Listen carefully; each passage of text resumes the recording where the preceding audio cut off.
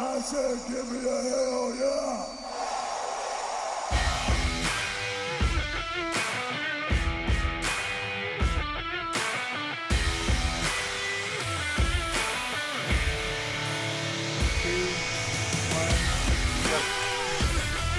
Hi, everybody, and welcome to a Double or Nothing Aftermath Reviewing. Last ride, navel gazing, tooth crumbling episode of the Brothers of Discussion and Tequila. We're going to talk everything from the Wednesday Night Wars to Rey Mysterio's retirement. And, Matt, we're going to make time for a new segment called Tail Tucks, where we backtrack on a hot take. I pitched the idea to Matt, and he's ready to dig in some heels over there. So hopefully this segment takes off. But Matt, another hot, spicy, ghost peppery week. Wendy's spicy nuggety week of professional wrestling. You're home alone, no wife, just you and the babe. How are you doing? I'm doing good. See, we're taking pot shots already on a segment I didn't know exist 5 minutes ago. But yeah, oh man, am I excited now. You can find us, everybody, at bodpodcast.com, brothersofdiscussion.com, at bodpodcast on Twitter, and brothers_of_discussion to find our joint account that handles both our pro wrestling show and the Detroit Red Wings show. If you are a fan, I highly recommend you're checking in this upcoming week to see what's going on with all the hockey news that's been coming out. The NHL announces that they will be returning, or at least trying to, in July. So if, again, hockey fan, even not just a Detroit Red Wings fan, but we'll be going over all that stuff. So you want to check that out. Also, your boy is going to be featured on the Ice Analytics podcast that you can find on the Hockey Podcast Network on June 12th. So I'm giving that quite the early plug, but head on over June 12th to the Hockey Podcast Network to listen to me gush about my favorite hockey player of all time, Pavel Datsyuk. But with all that being said, when you're looking to help us out right now, please head on over to Apple Podcasts and subscribe, rate, and review if you could. And then our new YouTube channel, which of course is just the Brothers of Discussion. You can find all the links to Apple Podcasts, to the YouTube page, which we're hoping you'll subscribe to. You can find that all at bodpodcast.com and brothersofdiscussion.com. That is the hub for everything. Just go to the top right corner. And last reminder, too, not the last time I'm going to remind you, but if you are looking to support the show financially, we have two options for you. I'm not going to push hard because, I get it. Like, why are you going to send money to a podcast? But if you do have some funds, we are trying to expand the network. So, one of those things involves paying for Adobe and different things like that. So if you do enjoy the show and you kind of want to maybe just think of it as like donating, you can support us by going to bodpodcast.com, and right at the top banner, we have a code and a link for you to click to go to CBD Medic and get your CBD products. And essentially, we're giving you a code, but what we will get in return from CBD Medic is sort of a commission. So you would get the CBD products you're looking for anyway. You get a discount on them, and you're going to help out the Brothers of Discussion.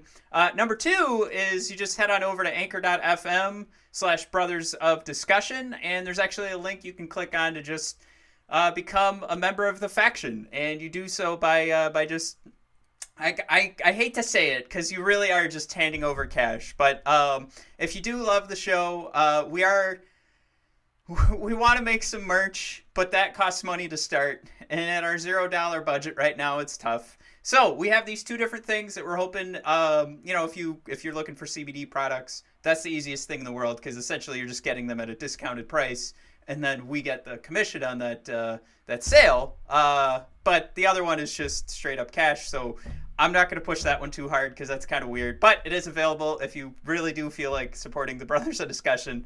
That's how to do so. So all that business out of the way, Mike. Are we going to jump right into your new... So here's the thing. You have your new segment, Tail Tucker. And It sounds like you want me to participate. It sounds like you have something in mind that I should be redacting, and I think it's funny that you made you like backhandedly created a segment hoping that I would have whatever you're thinking I should apologize for in the back of your mind. And just kind of hoping that I'm going to come up with it. I think this is hilarious. But what? Mike, why don't you No, why don't you indulge Matt. me, indulge the Brothers of Discussion audience, and let them know what exactly are you thinking that you created this fun segment that I should be thinking of. What's the item that I should be redacting? Well, I was gonna strategically do it after our WWE Wrestling News quick hits, but Matt wants to jump in right now, so I guess we do whatever Matt wants to do. So here we go. This new segment's called the Tail Tucker. And Matt, no, I'm not talking about Tucky from Heavy Machinery. Yeah, that's right. Woo, that's for you, Tucky. I got to get my new Otis shirt that just says "Working Man Otis." There's one for Tucky, but it's not getting a lot of airtime on the WWE Network app. So Tail Tucker, Matt. Basically, a spot where maybe we don't have to force feed it every week. It's just things transpired this week that made me inspired me to have this segment. Basically, backtrack some of your anger that you maybe had at a fairly recent booking decision, and now it kind of seems to be working out. So So you're apologizing on my behalf. You want to give credit where it's due. So you kind of you tuck your tail between your legs and be like, you know what, they were right about that one. And Matt, kind of get you in the mindset. Like, people were really upset about the Rusev and Lana angle, and then it ended up being like, a massive story. I think people rolled their eyes over like the Mandy and Otis story, and then that was like one of the biggest things at WrestleMania, and it's still going today, and it's getting Otis over, it's getting Mandy over, it's getting God damn it, I just forgot her name now. Mandy's best friend in the whole wide world, Sonya. Why couldn't I think of Sonya Deville? Because I kept wanting to call her Daddy. There's a million. She goes by Daddy on Twitter now. There's a million names. There's a million names we have to remember. Don't. It happens. So, those segments at first people are like, what? And now it's working out. And so, Matt, we weren't super angry about those. But at WrestleMania, we were pretty upset about Charlotte defeating Rhea. And so my tail tucker is going to be Charlotte being the NXT Women's Champion. Now, wow. Yeah, I'm surprised myself. I think what I wanted was, and what in the short run would have been great, is to see Rhea. She's triumphed over the NXT Women's Division. She's the one who finally, knocked Shayna Baszler off the pedestal, who was a long-reigning champ, and now she's going to prove that she's a legitimate champion by fighting Charlotte and defeating her. But she lost at WrestleMania, and we were all really upset. We thought that was one of the big booking boo-boos of that event. But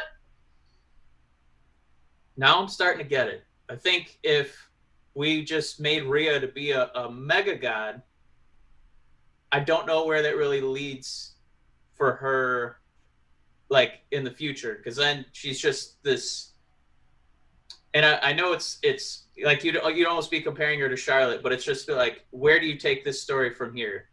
So I think for people to hate Charlotte, you want to use that hate. For people to love Rhea, let's just keep growing it.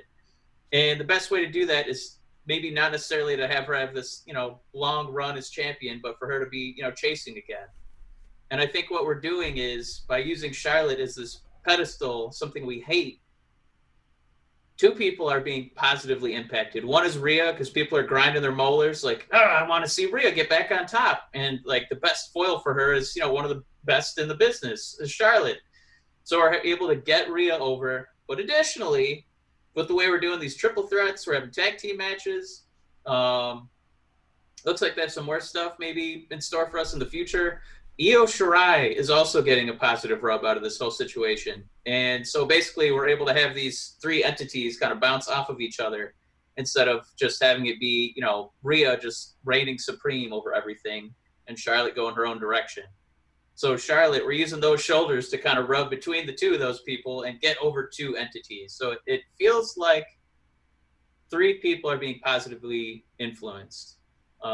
This trickle down effect where Charlotte's, not a main roster champion. She's, kind of bouncing around the three programs, just almost being used like, I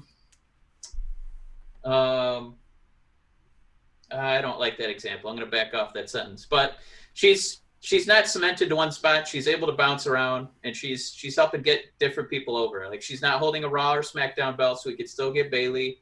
We could still get this kind of fluid situation on Raw, with Asuka and Becky, leaving with her pregnancy, and NXT's being positively influenced. So I think I'm going to back down and say that in the long run, I'm okay. And the reason that, I didn't want you to have to necessarily come up with one on the spot was I don't think you necessarily agree with my tail tucker, but just wanted to get your thoughts on, if you feel the big picture is kind of working out for Io and Rhea.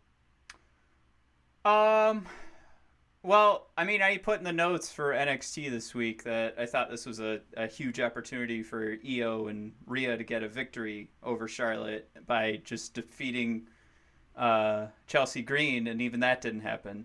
So Charlotte's dominance continues. I guess in that respect, I was still frustrated.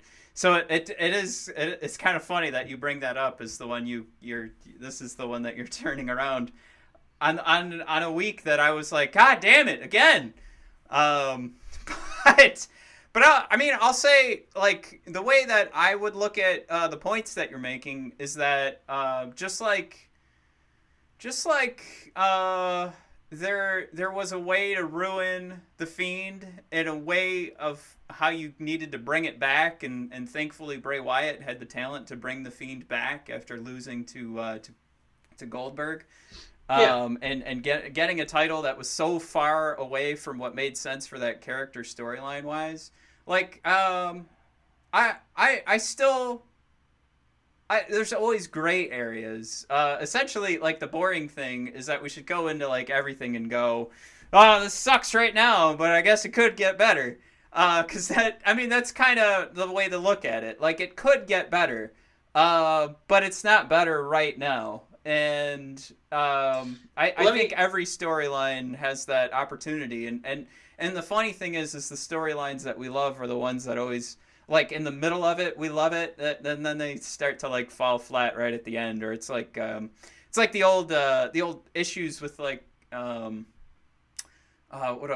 sketch comedy is you love it right in the middle, but then at the end it always kind of falls flat because it's hard to, like, end. It's hard to end an improv. Let me pitch this at you, though. So I'll say, like, the bigger matches that stick in my memory banks, like Undertaker, Shawn Michaels, like Hogan, The Rock, Undertaker, Mankind, Hogan, Andre. It's, if there were titles on the line, that's kind of secondary to, like, what kind of story can we tell? And I feel like the biggest story you can tell for the women is to triumph over Charlotte. Like, that's almost arguably a bigger, like, notch in your, or a, positive thing in your resume than to have the belt. Because, everybody kind of gets a turn with the belt, it seems like. So would you agree that it would be better for Rhea's career for her to defeat Charlotte at the onset, or for this to kind of be like a kind of a maybe like a year-long build where Rhea finally gets to triumph in the rematch? Well, I guess that depends, because, I mean, for one, we're never going to know what the story was going to be if Rhea had won at WrestleMania. And that's kind of where my point's coming from, where I'm saying there's always an opportunity to make, like, to rebound and make things better. It's fine to hate a thing when it happens. And then there's the good times that could get worse. I think The Fiend is a great way to tell that story. I know you want to talk about Chapter 3 of The Undertaker, and I think what we saw there was something that became wrestling lore in the behind-the-scenes stories of Shawn Michaels saying, I will not come back to pro wrestling. I lost to The Undertaker. That was the storyline. We're sticking to it. Right. And then he came back and did a Saudi show, and all that is just gone. So, is it better that Rhea Ripley doesn't get a WrestleMania moment and just be crowned as like this, and help build like at an empty arena, too? I don't know if you're saying like that. So they're gonna wait, is what you're saying, to give Rhea her WrestleMania moment to when there are fans. Because I'll say in a rebuttal, if that's what you are saying, I don't hate Drew McIntyre's WrestleMania moment at all. I love that he reached out to the camera. I'm gonna forever remember that. That was one of the best. I mean, come on. Yeah. But if that's why you pointed that out, I will say, yeah, there's always there's stories told with and without audiences on a million different TV shows. So I just think that it feeds into that whole narrative where this was McIntyre's moment. So it's like I wouldn't want to have Rhea have her big moment with Charlotte on the night that it's going to get trumped by, McIntyre reaching out to the fans and, saying, I think did he say thank you and I love you, and he's really appreciative and it was real emotion coming out. I'm okay. I think I'm okay with Rhea because I think that they realize what they have and they're going to play the long game. No, and I think I'm not Like hating, I would be stunned if she didn't fight Charlotte at the next WrestleMania. I would be stunned. I don't know. That's always tough to put a finger on. Are they really going to tell a story over a full year? The fact that we just brought up Undertaker and Shawn Michaels, I mean, that was like the last time that happened successfully, and I guess with the Triple H and Shawn Michaels going. Yeah, I mean, you had like Rock and Cena. Yeah, that was like a year long. Mm-hmm. Yeah, and it just It but yeah, you're right. Often. It's not like a common thing. Yeah. Right. I mean, and again, I mean, there it is right there. Rock and Cena, Shawn Michaels and Undertaker. Is Rhea Ripley? Are they going to tell the Rhea Ripley story? Is she at that level? Yeah. No, we don't have to linger on that for too much. But I think the boring thing for a podcast is me to continue to say there's gray in all of this, and there was opportunity from day one to try and improve on how sour I felt about Charlotte winning at WrestleMania, but I think it just goes along with I think anytime we're frustrated, it's always based on what we've seen happen before. So when I start to see the Fiend get involved with the WWE Championship or the Universal Championship, like I'm just kind of like, wait, that's too soon, and you're gonna take it off of him, and then eventually like that's what happened. But thank God, Bray Wyatt is Bray Wyatt, and they just he just kept rolling and came up with something even crazier so that we could forget the blunder of having Goldberg win that title for a month and then lay down to Braun Strowman and yada yada yada. Just quick Seinfeld shout out, it's not a terrible thing to redact what you're saying. But here I am still pissing and moaning about Bray Wyatt being thrown into a championship storyline, even though it turned out okay. Now we're excited about the Fiend and Braun Strowman. But I still hate the fact that they started that too early because I think there was a better story to be told. And you said it yourself too with the you didn't need a title involved with some of the other storylines you brought up from the past. And that's something that just I think is forgotten, is how valuable a story without a title could be. And now we have to, we kind of reserve it for Edge coming back, where sometimes the Fiend can earn that. I don't know. I think this is a great way to start the show because we never have a lot of conversations that transcend weeks. We're normally just here's usually the news. In the moment. Yeah. But this is a great conversation. I think there's a lot of room for us to sit back on every decision we've hated and not ask now should we hate it. It's to ask at that time can this be improved. and to kind of calm ourselves down and, not throw a beer at the TV, because it's always possible that things can get better. Whoa, there goes my headphones. But I guess it just doesn't come to my mind right away that the Charlotte Flair, and I can't hear anything you're saying till right now, that the Charlotte Flair decision is working out in my mind, because I just because I don't know if you have a ton more thoughts on it, but I'm just gonna put my last stamp on it. We can move on from my end if you wanted to add something after, but it feels like it's still to benefit Rhea, like to give her a real like mountain to climb. Now she has the Charlotte mountain to climb, because I think she conquered the NXT roster for the most part. Yeah. And now this will be a real triumph for her. So this still kind of feels like a Charlotte being propped up in order to get Rhea up there. So I get it. I'll say, like there's two sides of it too. Like, are they breaking the old formula, or are they so desperate that they're going back to like the original NXT formula, where not that Natalya is at the level that Charlotte currently holds, but having like Charlotte go over Natalya in like the first episodes of NXT. Or was it just fear on our part because NXT was reliant on its own talent, and now we see that the WWE talent had to step in and they get the victory. Just could just be for the philosophical side of things, like where we need to see that relation of like we're used to how storylines go, and when they don't go that way, it's like chaos, and we get it's not like the chaos theory in like Jurassic Park, but just because the things aren't going the way that your mind had planned it out, like obviously NXT would go over the person who's crashing the party like Charlotte, and that didn't happen. And that happens all the time in movies and TV. To just go back to how The Last Jedi worked out for Star Wars fans.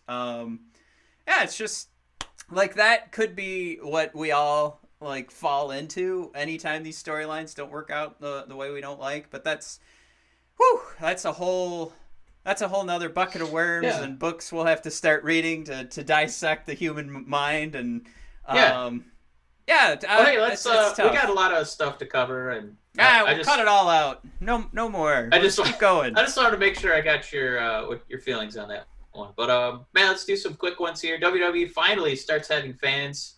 Kind of. It's like the NXT roster. Yeah. And then on NXT they had like not NXT, but like not the AAA, but like not double A, but like single A guys. We're kind of hanging out at ringside.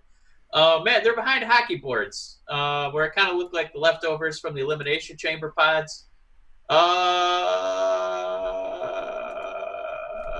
I mean, the wrestlers are still in there, licking each other. So none of those people on the outside were wearing masks. Does this even make sense?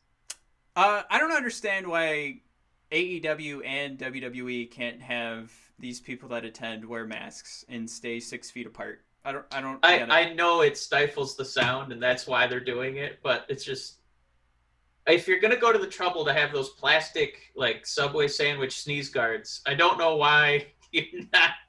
What is the point? All those other people can still affect each other, the ones that are all standing next to each other applying.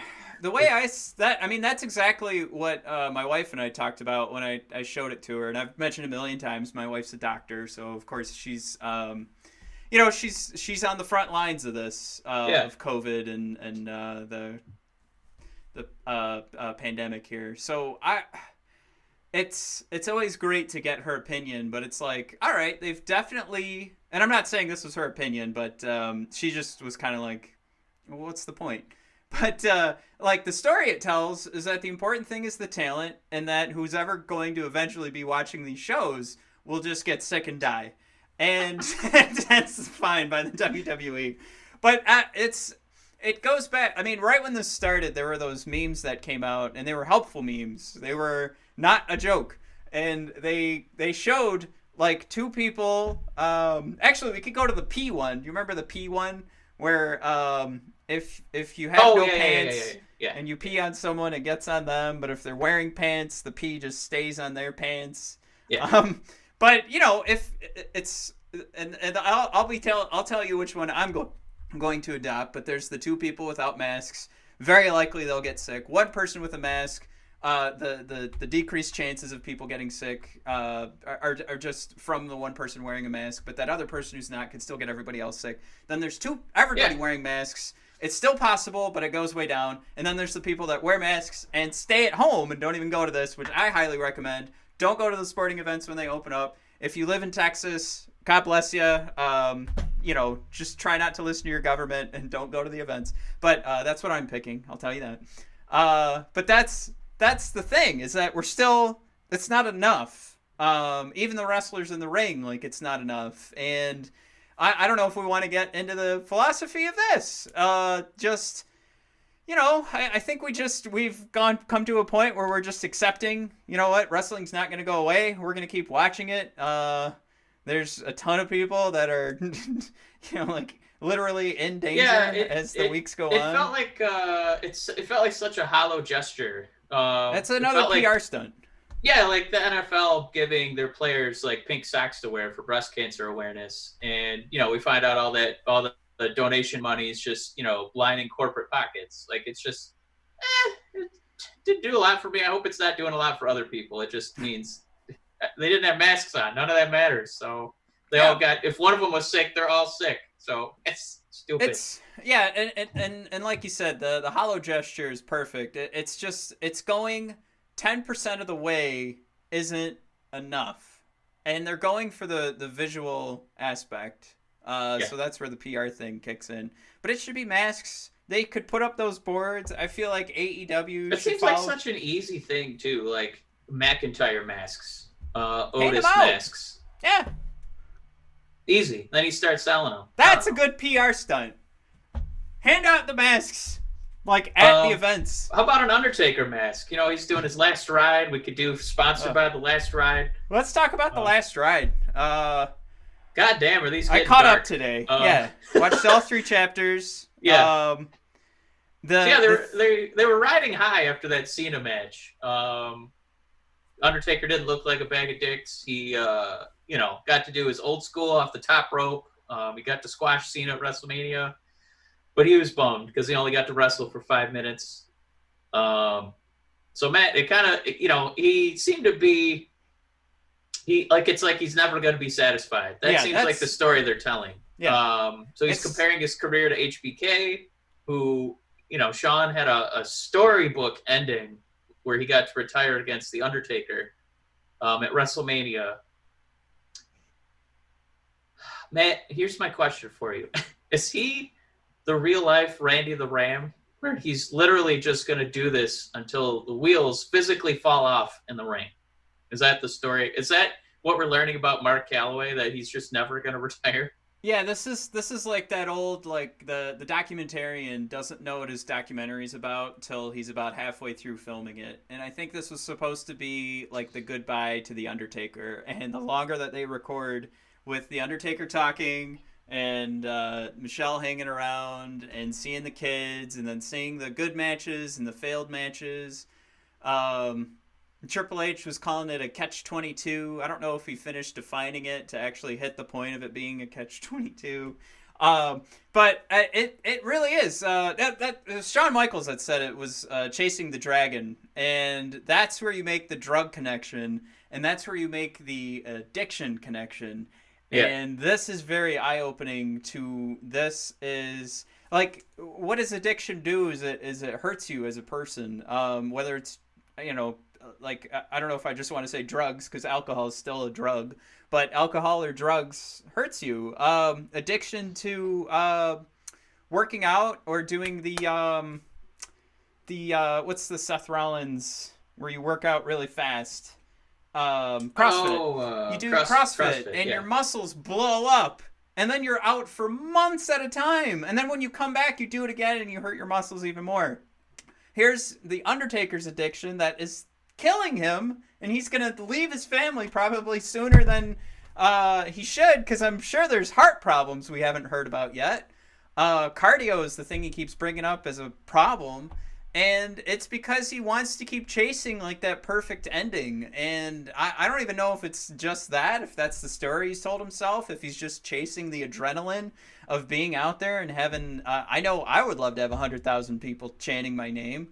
And we've seen people go in the other direction where the addiction needs to follow some suit. So, then if that doesn't work out, there was like the mention of, a problem the Undertaker wasn't comfortable talking about in these episodes. So maybe drugs did become a factor years ago. We don't know. I'm not saying he was addicted to drugs. I'm just there was something they just kind of glossed over where Vince helped the Undertaker with some issue that they never defined what the issue was. So then my mind starts racing. But whatever that problem was at the time, the new problem is this addiction that is hurting the Undertaker's body. And I see him interact with his wife. They actually have a moment where he's annoyed at his kids while they're playing. I don't know if maybe Randy the Ram is perfect because he kept trying to like fix things with his family and he still couldn't find happiness. And it doesn't look like the Undertaker's ever happy outside of I don't know if it's the wrestling ring or just like in the wrestling atmosphere, because he doesn't look happy outside of it, and it's also hurting him. So I just there's a lot to unpack there, but it's terrifying. He's kind of, it's tough being a wrestler. I mean, he's juggling two things where, you're an athlete, so you don't ever want to hang him up. You don't want to miss out on that one last, match or game where I still got it. But as an actor, I think that's what I hope that's what we're going to start learning he's focusing on. Not being in, movies, and especially not WWE funded movies, produced movies, but, more like that Boneyard match. I hope we learn that, he's coming to grips with, I should not be in the ring because it's not just dangerous for me. It could be dangerous for the person I'm going up against. That's when he should start hanging him up. And that's when he can start, leading on, we don't have to use the word gimmicky, but I mean, the Boneyard match was one of the most talked about things from this WrestleMania. So yeah, it doesn't seem like he doesn't have to end his career. I mean, we saw people like, he could be the Christopher Lee of wrestling, where he's not having to do physical roles as much, but he can still be that intimidating presence. Occasionally do a choke slam, which, most of that is on the person receiving, making it look good. No more reverse tombstones. Oh my God, please, never again. God, when they showed that, was it in Australia or Saudi Arabia when it was Kane and Undertaker versus DX? And I forgot that Shawn punched Saudi. Kane's mask off. Oh, yeah, that was Saudi, yeah. Oh, God, that was so embarrassing. And Kane had to tumble out of the ring and try to put his face... I got to put my face on. Hold on. And then Triple H... I don't remember them publicizing it as much, but I guess he tore a pectoral in that match. I thought it was his bicep. I wasn't paying attention. I thought it was his pectoral. Anyway, it doesn't matter. But what a nightmare that was. So yeah, it's calling this documentary "The Last Ride," and having multiple episodes speaks volumes. I just of the Last Ride. I guess I didn't realize it was just about the Undertaker being that doing the dragon chasing and trying to get that. Oh, just one more match. I still got it in me, because it's just kind of. I didn't think it would be a heartbreaking documentary where at the end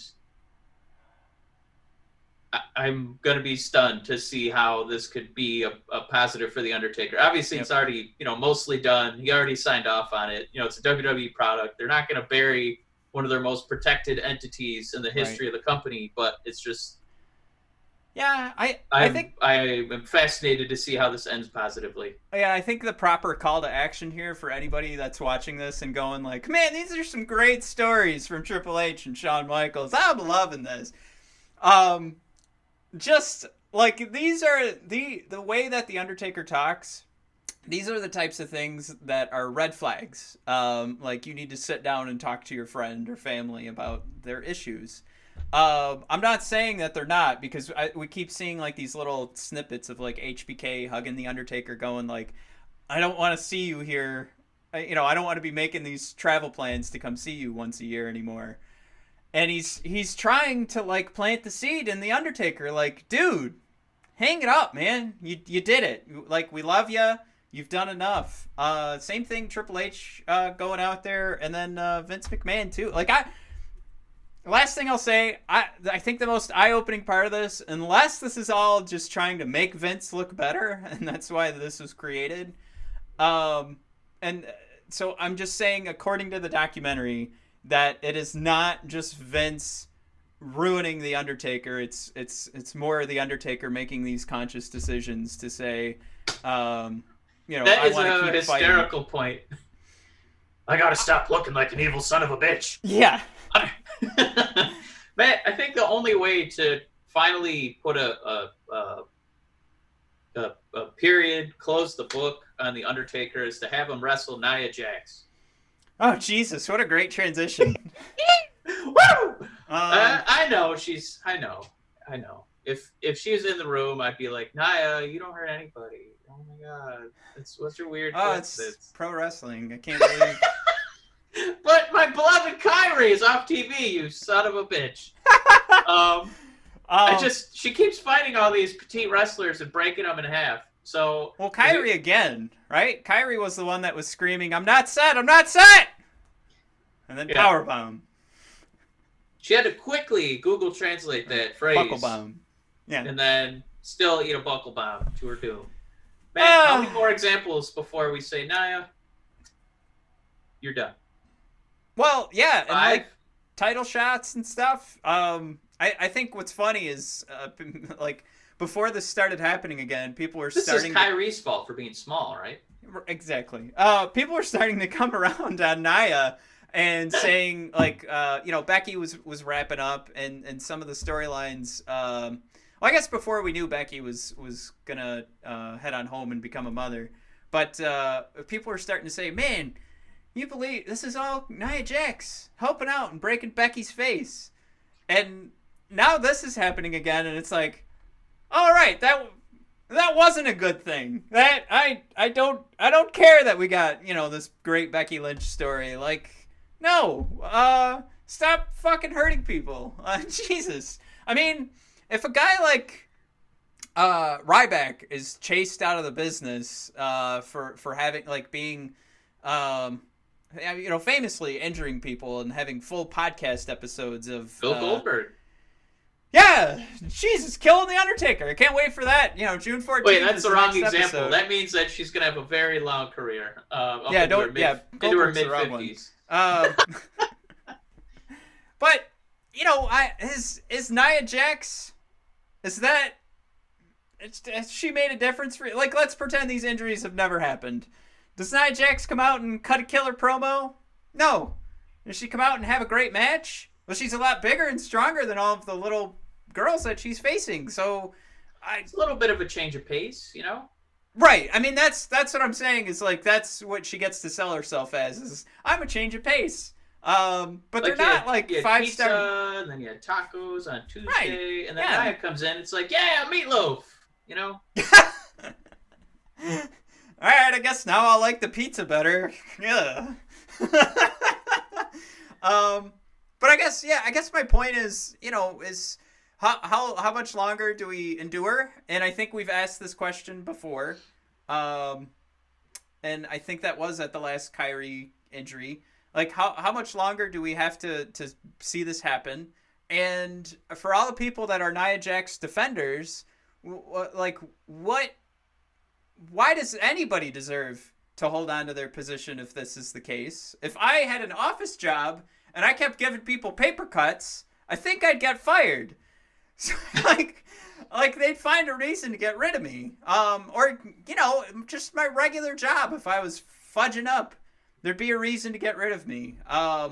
So you're either good at your job or you're not. And even when the injuries aren't happening, I still say it's not that great. So why are we forcing this? Yeah, I mean, I think that it's the one thing to not necessarily have to defend the reputation because I mean we have so many new examples. It's like if you're doing a top rope Suicina, you don't do it against The Miz, who's historically bad at catching people. He wrestles safe in the ring. Nobody takes boo-boos there, but do not dive at this man on the outside. He does not catch people. So I'm just saying, like, that's like a known entity. You brought up Ryback. That's a known entity. Nia, I'm sorry. We have another example. How many more do we need? It's a known entity. So, Miz, we just said, all right, buddy. No more catch people on the outside. So for Nia, maybe stop doing things that hurt people or else you can't work here anymore. Like, I mean, it's like, look at a guy like Finn Balor that has been on the other side of things and worked with people that actually got him hurt, and now he's in NXT. You know, not even in a championship feud. So if it goes that way for people that get hurt, you just don't. No, you fucked up. You shouldn't have gotten hurt. Like if we make that choice, why is it okay for the bruisers to stick around? I don't know. It's a tough question. Let's hit a couple more of these quick WWE notes here. Apollo Crews finally has a championship belt. Matt, this is a terrific victory for Apollo. Unfortunately, it wasn't really on like a main pay-per-view or anything like that. It was just kind of on a weekly episode here. But is this a good stepping stone? Because we can't it's not enough. Is it enough? I mean, he still can't cut a promo, really. Do we want to see him, fighting McIntyre for a championship, at SummerSlam? Well, I don't know. This is it, right? This is the test. This is what you do, like going back to like the regular jobs. Like give them a project, see if they can manage it properly, find the right people to work in their team, and then if they do, then maybe they're management material. If Apollo can make this United States title interesting and, cut a good promo, make us worry about him losing it, then maybe we give him the next step, But no, I think that's a great point. Yeah. Yeah, you don't know until we give it a shot. But folks that we do know can handle championships are the Iconics, and I'm glad to see that they're back in the women's tag title conversation. Yeah, where the hell were they? They're like the best speakers in the whole division. Well, they were all over my Instagram feed. I don't know if you caught that. Sean Spears, you lucky son of a bitch. No, I'm thrilled to see that they're back because they haven't skipped a beat. I liked what this match really showed was what good tag team wrestling can look like. And yeah. Man, I wouldn't mind if every move they did was a combo. But I'm just saying, like they execute well. They're innovative, and they also just make it work with whatever story they're telling. It's not just like a bunch of super kicks that land together at the same. And I'm not. Everybody does super kicks. I'm not doing like an anti AEW thing. I'm just saying like whatever they're doing tag team wise and as a combo move makes sense for who's ever stuck in the corner or the timing of it. Like to keep somebody down, to help themselves get the victory. It's not just a spot for the spot's sake. So it all keys up for me. And yeah. All right.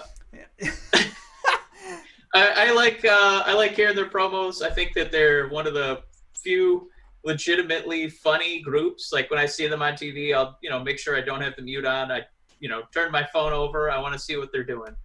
Matt, the last little nugget here, and we'll move into the Wednesday Night Wars. Maybe talk a little bit about Double or Nothing, but Mysterio retiring.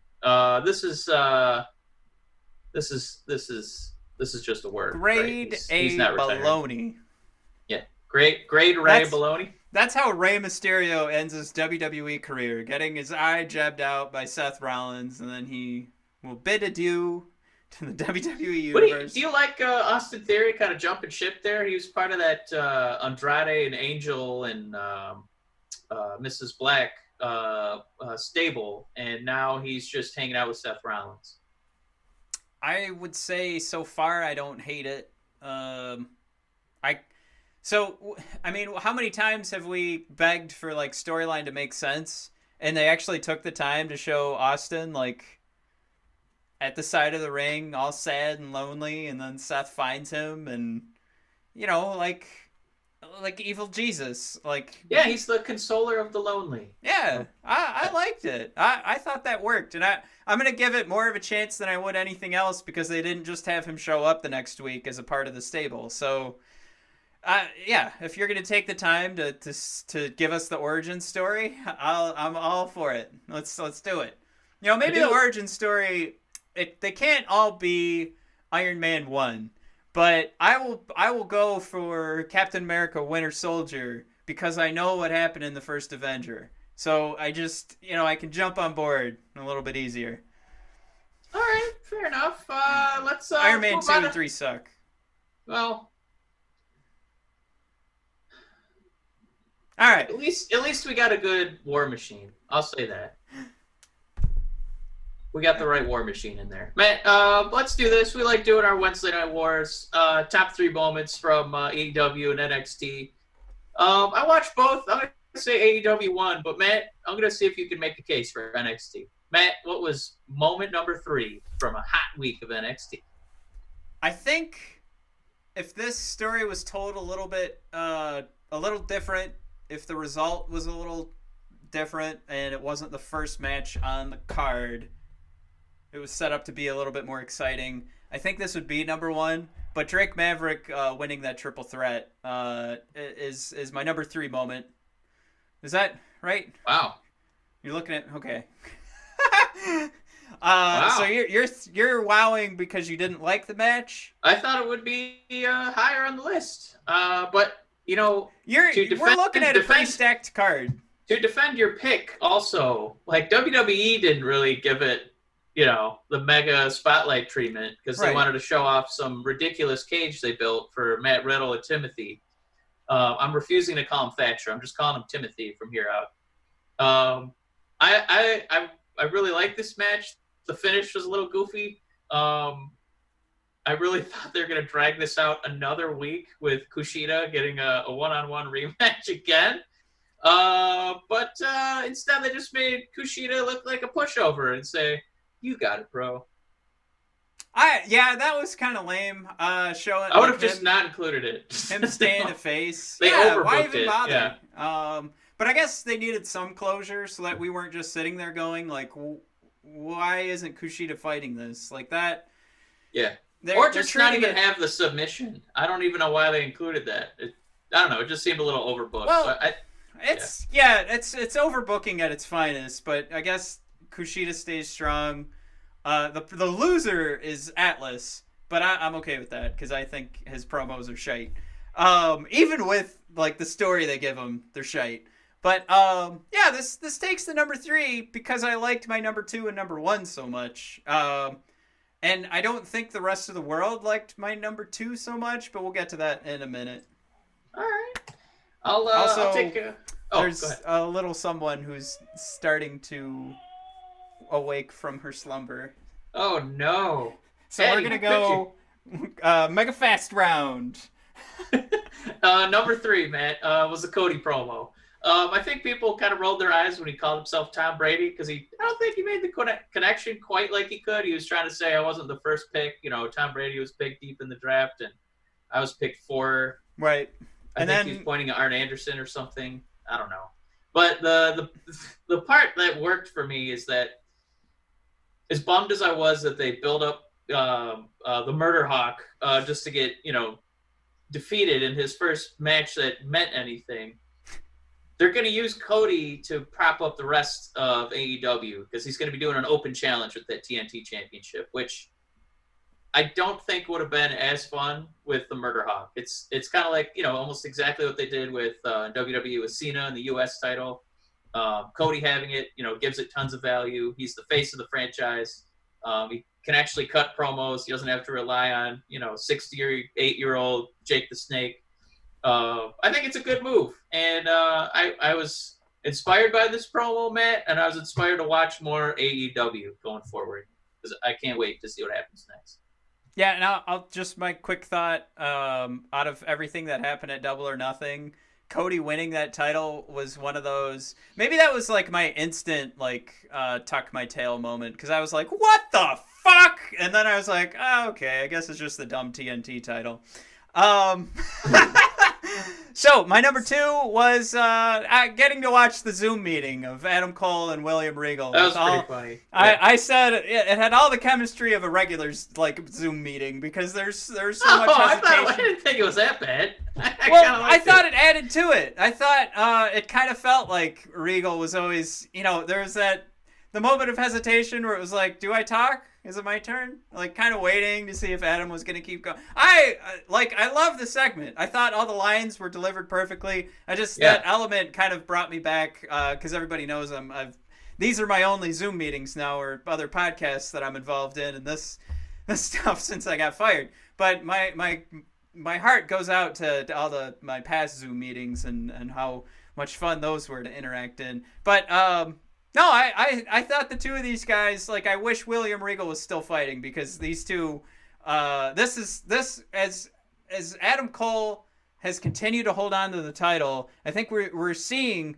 that the story has evolved into being whoever Adam Cole is feuding with month to month, it's evolved into this feud of Adam Cole and William Regal, and I hope at some point it just comes to a head and William Regal gets involved in the Undisputed Era and the Reign of Terror ending. I just, he's tried War Games. He's tried, now he's trying no, Velveteen Dream will do it.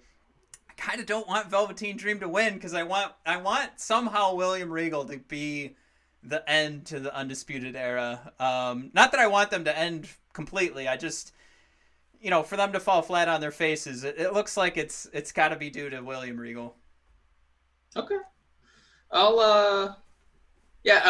Regal had a couple lines that I wish I'd written down, but they're just so smooth and they were so British. I was so proud of William. I wish he could actually manage somebody, but he's such a valuable asset. You want him to be the GM.